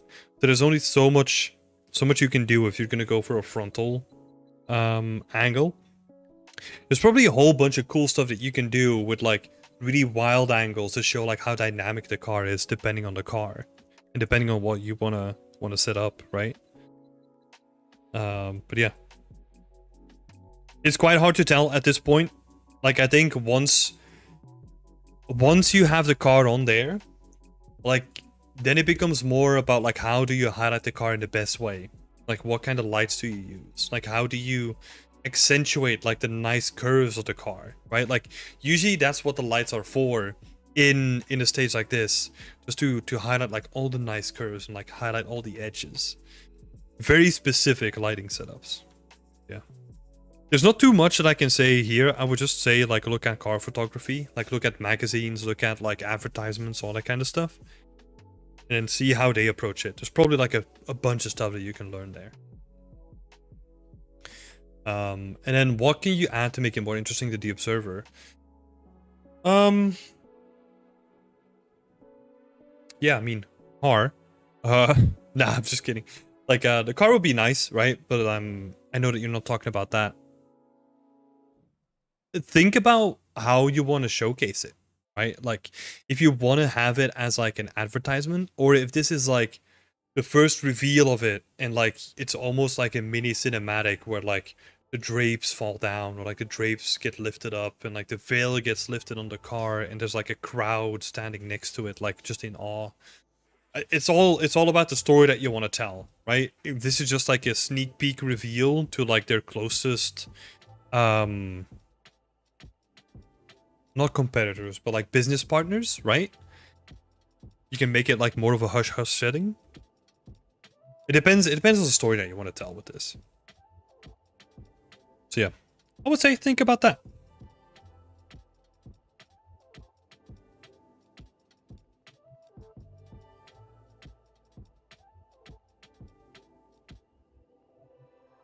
All right, and I think that's gonna do it for this session. I think we got everyone. Let me just make sure, because we had like a little bit of a crash going on. But I think we have everyone done for this week. So thanks everyone. I think it was like, how many people? 13 people today. Thank you so much for posting your work and being part of WIP Wednesday. I really appreciate it. I wish you all the best in your updates for next week. Keep me in the loop, and if there's anything that was like confusing or that you were like, I don't know, or if you want to become like or if you want to get like feedback yourself, feel free to join the community. You can find that link in the description below. All right, I'm gonna leave it there, people. Have a nice evening, and we'll speak next week. Bye bye.